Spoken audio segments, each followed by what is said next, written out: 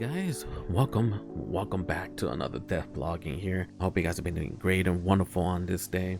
I know it's been quite a while since the last dev blog, but I've been working on my live streams a little bit, live streaming some things that I work on when I'm working on this game. I don't know if you guys have been there or not, but you know, you can always jump into those and you can see the process of what I do when I'm working on the game. And for those that actually have seen the live streams, or you probably watched it after it's been uploaded, I appreciate all you guys, and I hope you guys have a great time when it comes to that. But yeah, I wanted to come in and jump into my devlogs in here since it's been a while, and I have a pretty decent amount of things that I can show you guys what I've been working on since the last devlog, especially for those that have not been on my live streams or not seen my live streams when it's uploaded and prefer the devlogs over the live stream. So here we go. So I got a lot of things that I wanted to talk about, and I think I want to change up how I want this devlog to be. Initially, how I would go about it before was that I will talk about all the changes that I made since the last devlog, and I will have this super long video that I need to talk about. And it made it a lot harder when it comes to editing, because I'm editing a lot of stuff out. Usually it's about like 30-40 minutes usually. Before I edit it, it's over an hour, and I'm cutting a lot of stuff in it. So I wanted to change it up in this time around and see how it will feel like. So instead of talking about all of these bullet points that I have, I can talk about one, and I can talk about a little bit more deeper than I usually do. So once you watch this video, feel free to let me know in the comments if you prefer this version or you prefer a longer devlog. So let's jump into it. Actually, you know what, before we jump into this, I actually wanted to talk to you guys, and I just wanted to say thank you guys for being on this channel. It's been crazy. We're almost at 900 subscribers since the last time I looked at it.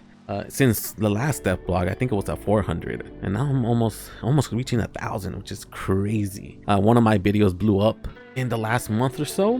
One of my shorts blew up like crazy. I never actually seen it go that high before. It's that last time I checked, that thing, it was 16k of views, and for me that's a lot. I never had a video go that high, and it popped off out of nowhere. I uploaded that video, that short, a long time ago, and out of nowhere it just popped off for whatever reason. And I got 16k views and 1,000 likes on that video, which is awesome. I never had a video that had 1,000 likes or 16k views. I just want to say thank you guys for being here. For those that watched it and are interested in what I'm working on, so yeah, I just wanted to say thank you to you guys. You guys are awesome. And for those that are watching right now and have not seen anything, and this is your first time being here, or you haven't subscribed for a while, feel free to subscribe. You can always change your mind later on if you actually don't like the content, but I just wanted to say, you know, thank you guys, and hope you guys enjoy the videos. Feel free to always let me know in the comments if have any feedback that you guys would like to see in this channel. But cool, that's about it. Let's jump into the topic of this video, which is going to be the dungeons. And most likely you probably figured that out already by looking at the title of the video. So the first thing that I wanted to jump in when it comes to the dungeon is the visual of how the dungeon is going to look like.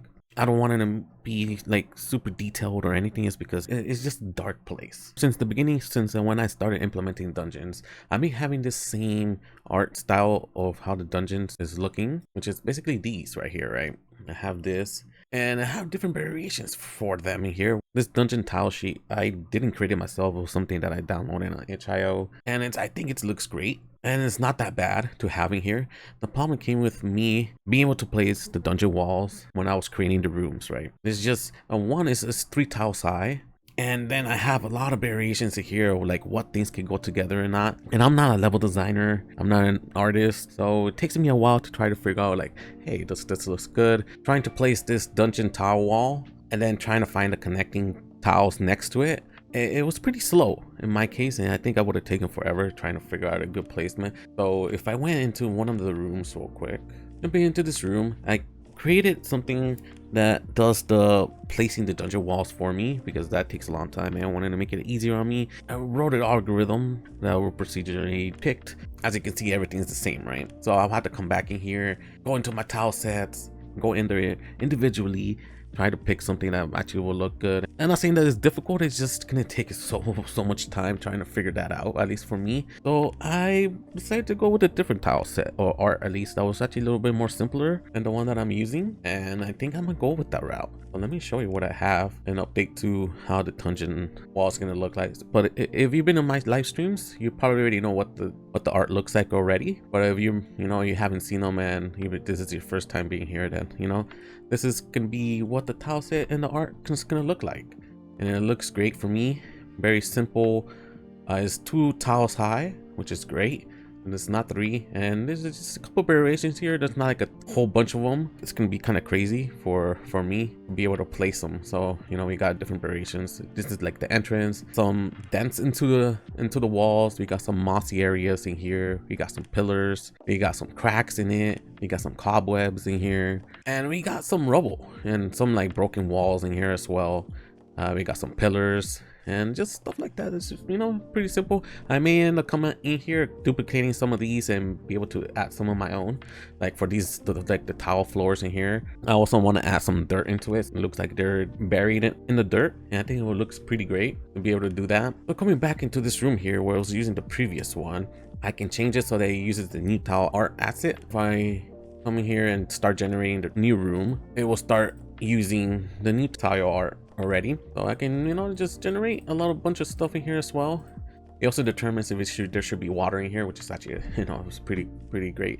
I was able to add that in there. So this is what the algorithm does. The procedural algorithm just places, it starts laying out the certain rooms and the entrances or connections that you should connect to, and all I have to come in here and do is just connect these corners. Coming here and just grabbing some that will make it a little bit more variations in here, add the cobwebs in here, mossy areas. And let me show you one of the other rooms that I have in here that's actually complete. Here's one of the rooms that's kind of complete. It's not fully complete, but it's something that where I'm like, I'm okay to have this for now so I can continue working on the next thing. I will eventually come back in here and add more props and be able to make it look a little better than it is right now. But I think I like this. It looks great already. So it has a lot of variations. It has water coming in here, so it has holes in the wall where the water is coming in.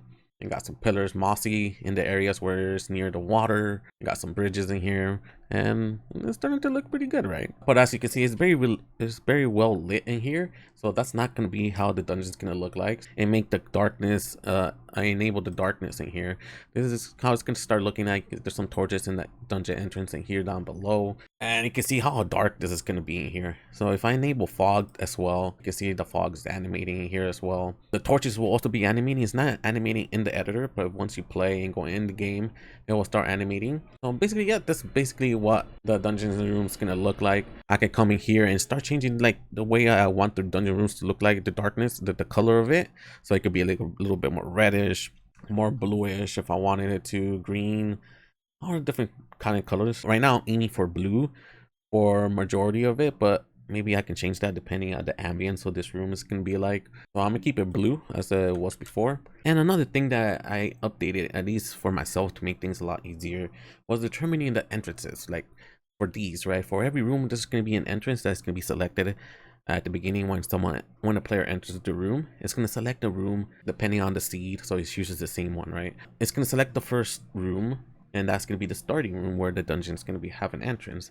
And initially, if I go into my hierarchy here, I have all of these sets in here from north, east, southwest, all the way down to all the connections, right? That has all the way down to north, east, south, and west that they all have connections to. And at the beginning, what I had another duplicated copy in another node, and all I had was another duplication of all the rooms in here as well. In these rooms were the ones that had the connections on the entrance, and I felt like that was a lot of stuff that I had to take control of, and it started getting out of hand. Having that plus the regular rooms, you know, it was a lot of stuff. So what I did was I deleted that, and what I did is that when in the algorithm, when it's selecting the room, if it's the first room, I will just come in here, and I added another node here that which is the door entry. And then when in the algorithm picks the starting room, it will grab this door entry and start placing the door entrance in the tile set. And I felt like that was actually a lot easier to manage, so I don't have to have like a lot of duplicated rooms everywhere. So I think that was like something that the tiles that I should be placing in this area, right?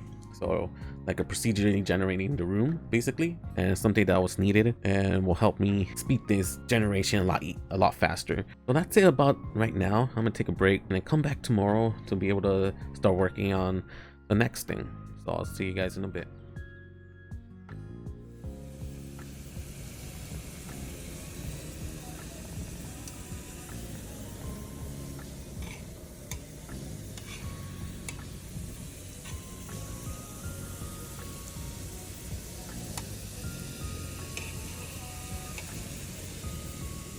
All right then, guys, so here's the next day. And the next thing that I wanted to work on is be able to place props into the dungeons. So I was thinking I probably should make another procedural algorithm, just like the way that I'm generating the rooms. I can do the same thing with props. So it makes it a lot easier for myself and be able to tweak it afterwards. So let's go ahead and start working on that logic. Alright then, guys, I am back here and ready to show you what I've been working on. This generation thing that will make things a lot easier for myself. I think I got it in a good place. It's not perfect, but it is in a good place where it'll make it a 1,000 times easier for myself. So let's generate a good room here. Alright, so I think this is a pretty decent room here. Let's start generating, or you know what, let's go into the inspector and how this actually works first. So I have these props in here where it's a config, and inside for this props config is where right now I have my crates and the barrels, and in the future when I get more props I can add them in here so it could randomly generate it and place it in the room. But right now I'll have these two, and inside this config, let's go out through all these variables that I have in here. And name is just the name for it, just for me to visually see that this is a crate. We got a min-max of how much I want of this crate. It will not generate this number exactly, but it will try to place this amount of crates in there as it can. We got a radius of how far apart each other should be, so that way they're not too close. So if I wanted it to be 1 tile away is where I had it right now, 1 radius, but if I wanted it to be 2 tiles away from each other, then I'll just add another one in here. I got this preferred tag. I think this one, I probably should rename this a lot better, but this determines where it prefers to place the props. I got values for like open, if you want to place props in the open areas and in the corners or near walls. And then we have avoiding door radius, when by door radius I mean like the connections, like the exit or entrance of this room. I wanted it to avoid 2 tiles away from it for at the time being. I don't want it to be too close from it. I'm not using this right now. I was using it for testing just to make sure it was working, but I can probably remove this one. I don't really need it. I'm not using any of this. I'm not using rotations because I will want to rotate it myself. I am using this chance here. So if I had multiple props in here, it would then select the best chance of which one's going to be placed better. So this is what's going to be used. And then I have clusters if I want crates to be clustered to each other. And that's basically the main premise of this config. I also have another one for placing wall props. If you want to place stuff along the walls, it's not perfect though, but this is mostly for the torches. It will tell like how the chance of it, how often it should spawn. Is basically kind of similar to the other one, right? So let's take a look and see how this looks like right now. So I'm gonna start generating some props. Let me move this in the center a little bit, and let's generate some props. So like I said, it's not perfect, but I keep generating props around here and try to find a good place right now where I should be placing these props in. And right now it's generating a lot of barrels and crates right now, but I'm gonna have to lower that down a little bit more. Let's say, hey, I select this one, right? This is like a good placement or whatever. I can come in here and all I have to do is come in here and just move it down a little bit and wherever I want to place it. I maybe updating the sheet of that barrel and updating it so it uses a different variation of that barrel, or whatever barrel I want to use, right? So I want to use 2, and then if I want to use a broken down one. And that's basically what I'm doing here, just trying to move things around, placing them in the correct place, and then changing the tile sheet of that crate or barrel to better fit that area. So I think this is a lot easier for me. I still have other things that I don't need to do in here, and I think it was better to do it myself rather than doing it in a procedural algorithm, because I think those need to be placed by myself. So let me show you that tile where it has all of this stuff here. I got some skeletons in here, I have tables, broken chairs, all of these props that I have here that I think it would be better off if I place it myself. I can probably add some of the grass into the generation as well if I wanted to. And then I have these holes that were where the water was coming out of, so this is where it was coming out of. I got some trees if I wanted some trees in here as well. And then I have these chests that I'm gonna use. I don't know if I'm gonna be using all of them at all, but I'll probably pick one of them and use that in the game so the player can be able to open chests and all of that. And not only that, I also have keys if I actually want them to be opened by keys. I have all of these props in here that I can use throughout the dungeons, and I think it'd be pretty cool to use. But I felt like this things would be better if I place it myself. That's basically the placing of the props in here, and this will make my job a lot easier for myself. So I just spent some time working on this prop placement and figuring out what would be a good dungeon tile set and updating the logic of it to make things a lot easier for me to work on this dungeon. So that way it doesn't take me forever to work on it. So I think this is a good improvements that I made, even if it's not visually for you guys, but it'll be faster iteration for myself as a developer working on this game. Yeah, that's like the mostly what the back end of what I've been working on. So how these dungeons should be generated. I think I'm gonna call it for the day today. When I come back, I will work on and see what's next to work on. So I'll see you guys in a bit.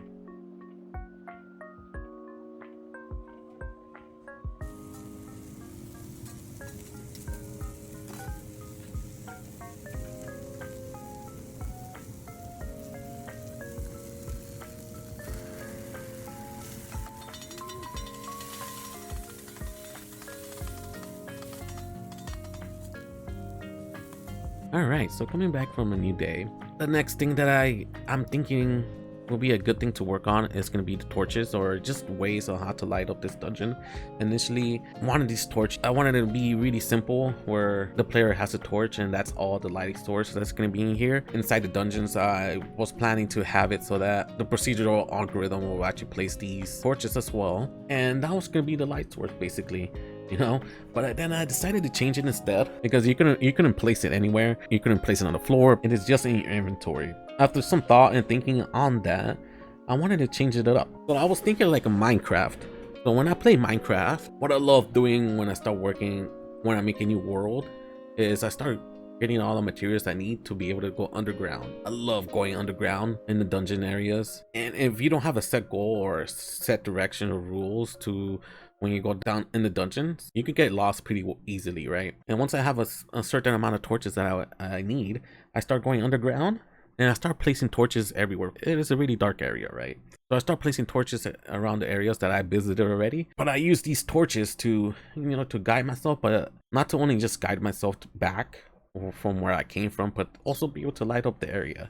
And I was thinking of that. I was like, hey, I think that would be pretty cool if I were able to do that in this game. So that's what I want to do. And I'm gonna start working on that mechanic right now. So let's jump into that. All right then, guys, I think I got this in a good place right now, and I think I'm actually excited about this new implementation of torches in for my game. It is still not final, but it is actually in a good place where I can show you guys where it's at right now. So I worked on torches and I worked on something else as well, but let's talk about one thing first before working on the other. So let's get into the game, or into the scene that I have in here. So you can see we got some torches in here. Let me mute my phone actually. So we got some torches in here laid out around the area, and as I get closer to him, I can interact with it and pick it up. And now, of course, I picked it up. There's no light source anymore, and then I can activate that slot and the player will turn it on. This was exactly how it was working before, where once you activate the torch slot, it will activate and turn on. But now you can see there's a like squaring here, which I don't know if I want to keep it or not, but it was an indication of like how far the player can place this torch. Wherever this white square is going to be at is where the player is going to be placing the torch. So I didn't want it to be too far away. So you can place it anytime, but you can also notice that if you activate it yourself, the torch actually lights up a little bit further away. But if you place it, it actually is lit up a lot smaller. And the video, if I want to tweak that, so it gives an incentive, like the player can hold it and be able to brighten the area a lot further than when it's placed. And the video on that, if I want that, but other than that, everything is working like it should. And I think this is a great way to have this, and it changes a little bit how the gameplay works in here as well, because I can make the dungeon super dark. I can not worry about placing torches. I use the procedural algorithm that I created before on placing the props and torches. I can avoid the torches now, and I just have dungeons to be super dark. So I can place this here, I can come back around and just pick up other torches around the area and start looking around and place it anywhere I want to. So I think this changed the gameplay of this game when it comes to the dungeon, and I like it a lot. And that's basically the main premise that I want to work on with this torch placement. I think it's a really cool updated mechanic with the torches in here. The last thing I wanted to update you guys on is the next thing that I added into this game, which revolves around also torches. It will give the dungeon a little bit more of life in this area, right? But there's like things going around and make the area, it's coming to life. So let me show you the guys that right now. All right, so coming back into one of my room scene, you notice there's things here, something new that's coming here on my game, and are these little dots coming around with light sources on it. This is basically fireflies. I've been thinking about like how can I make this, how can I make my game to have more life in it, like creatures and all of that. And I was thinking like, hey, I was working on torches and trying to figure out what other ways can I have light sources in this game. And I was thinking of fireflies. You know, fireflies are bugs that are flying around, and it'll give a little bit more life into the dungeons. And not only that, but also provide some light source into certain areas. So how this works is a very simple implementation where basically you have a bunch of fireflies that roams around, but it stays around a certain distance of the main parent. So basically a certain radius, right? You can see the fireflies going around, moving randomly around the area. So if I turn this to be a little bit darker, you can see that this is bringing a little bit of light source. I'm still working on the shader effect on this to make it look a little bit more fluent and smoother. But I think this gives off a pretty good start on how the fireflies should look like. And as you can see, it lights up certain areas around the dungeon. I can change the colors of it if I wanted to. Oh yeah, I can place a couple of fireflies around the area, specifically for areas where maybe be an incentive for the player to go to. And not just that, I think it'll be also, I'm debating on it yet at the moment, but I can have the fireflies follow a path, so it will light up the area and the player can follow it at all times, right, if they wanted to. But the fireflies can guide the player to a certain direction where they should go to, or it can guide the player to a certain like hidden room, or maybe an area where there's a chest in. It's something I'm debating on, but I think this is an awesome thing that I can implement in here for these fireflies. And that's basically it, guys, for this Devlog. I hope you guys enjoyed it. I did enjoy working on this a lot. Let me know in the comments if you guys prefer this version of Devlog, where I could talk about one thing a little more deeper than I usually do, or do you prefer the long form of Devlogs where I talk about a lot of things, right? So let me know in the comments what you guys think. But other than that, I hope you guys enjoyed it. If you haven't subscribed into my channel, feel free to do so if you enjoyed it. And if you're unsure, feel free to do so, and then you can always change your mind later, right? I also have a Discord, and the link is in the description if you guys want to jump in there. Yeah, that's basically it. Hope you guys have a wonderful day and a wonderful night depending on your time, and talk to you guys later. Signing out, guys.